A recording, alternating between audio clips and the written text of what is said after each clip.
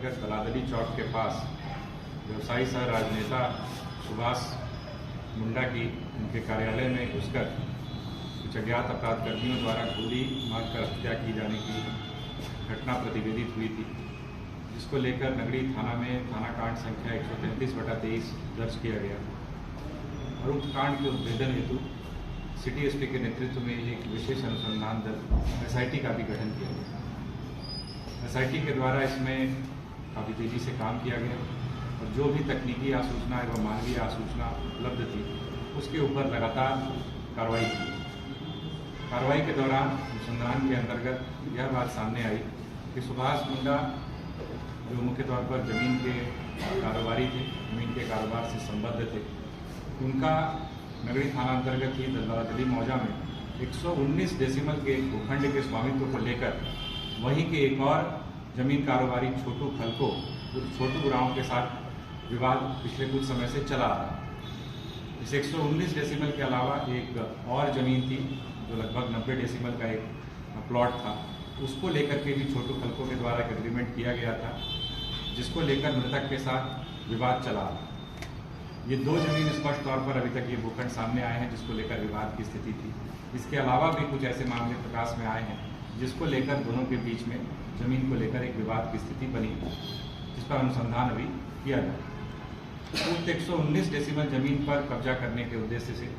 छोटू खलको ने सुभाष मुंडा का सहयोगी, उनके साथी कारोबार में संलिप्त रहा है, संलग्न रहा है, विनोद कुमार उर्फ कन्हैया, उसके साथ में एक डील की कि 119 डेसिमल जमीन अगर हमारे कब्जे में आ जाती है सुभाष मुंडा को की हत्या करने के पश्चात या उसको रास्ते से हटाने के बाद, तो उस ज़मीन में हम लोग दोनों ही आधा आधा हिस्सा उसमें कर लेंगे। तो एक तरीके से इन दोनों ने ही सबसे पहले प्लान किया, जिसमें कि इसका ड्राइवर सह पार्टनर अभिजीत पाड़ी, जो छोटू खलको का ड्राइवर सह पार्टनर है, वो भी इसमें शामिल था, जिसको इस पूरे घटनाक्रम की जानकारी थी और वो भी इसमें एक तरीके से संलिप्त था। इसके पश्चात छोटू खलको और विनोद ने उसके एक करीबी कुख्यात अपराध कर्मी से संपर्क किया,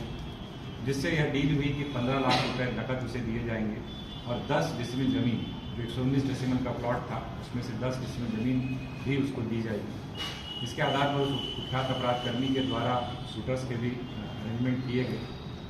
और विनोद कुमार उस कन्हैया के द्वारा अपराध कर्मी को 3 लाख रुपए एवं छोटू खलको के द्वारा 1 लाख रुपए अग्रिम राशि के रूप में उपलब्ध कराया गया। छोटू खलको के द्वारा एक देसी पिस्टल भी अपराध कर्मी को उपलब्ध कराया गया, जिसका प्रयोग घटना को पारित करने के लिए हत्या के दौरान किया गया। छोटू खलको और विनोद कुमार के सहयोग से उक्त अपराध कर्मी और उसके सूत्रों द्वारा घटना स्थल का जो है वो पूर्व से ही रेकी किया गया। पहले से ही लगभग ये प्लानिंग तकरीबन 20 दिनों के पहले की है और एक हफ्ता पहले भी इसकी रेकी की गई। घटना के एक दिन पूर्व भी इस बात की रेकी की गई किस प्रकार से सुभाष मुंडा का मूवमेंट रहता है, कब वो आते जाते हैं, क्योंकि विनोद उनका करीबी भी था, इसलिए उसे मूवमेंट की पूरी जानकारी भी थी। और यह बात भी निकल करके आई है कि जब घटना ये घटित हुई है 26 तारीख की संध्या को, उसके पहले भी विनोद का उस जगह पर मूवमेंट हुआ था। वहाँ पर होने के बाद उस घटनास्थल से निकल गया था और उसी के द्वारा छोटू को इस संदर्भ में सूचना भी दी गई। उसके पश्चात इन सूत्रों के द्वारा इस घटना को अंजाम दिया गया और घटना को अंजाम देने के पश्चात छोटू खलको, विनोद कुमार, अभिजीत पाड़ी, ये सारे लोग उसके बाद जो भी एक लॉ एंड ऑर्डर की सिचुएशन वहाँ पर उत्पन्न हुई, बहुत भीड़ भड़का हुआ, जमीन और तोड़फोड़ करने का भी प्रयास किया गया, उसमें भी वो लोग वहाँ पर शामिल रहे। इसके पश्चात जब ये पूरे कांड का उद्भेदन हुआ तो पुलिस के द्वारा छापामारी की गई और छापामारी के दौरान छोटू खलको और इसमें जो अन्य इसके जो 2 सहयोगी हैं, इन तीनों को उपलब्ध हथियारों के साथ जो है नया सराय नगड़ी रोड से गिरफ्तार किया गया है, जिसमें कि जो हम लोगों के पास बरामदगी है वो एक जो हत्या में प्रयुक्त 7.65 mm का एक लोडेड देसी पिस्टल है वो बरामद हुआ है,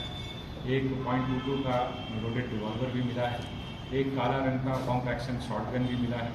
और एक काला रंग का टेलीस्कोपिक लोडेड स्पोर्टिंग राइफल भी वहाँ से बरामद हुई। इसके अलावा 4 मोबाइल फ़ोन भी बरामद हुए हैं और जिस गाड़ी से ये लोग भागने के फिराक में थे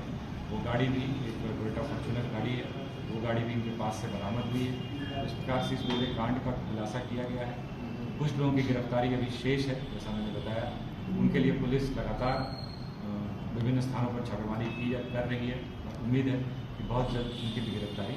सुनिश्चित की जाएगी।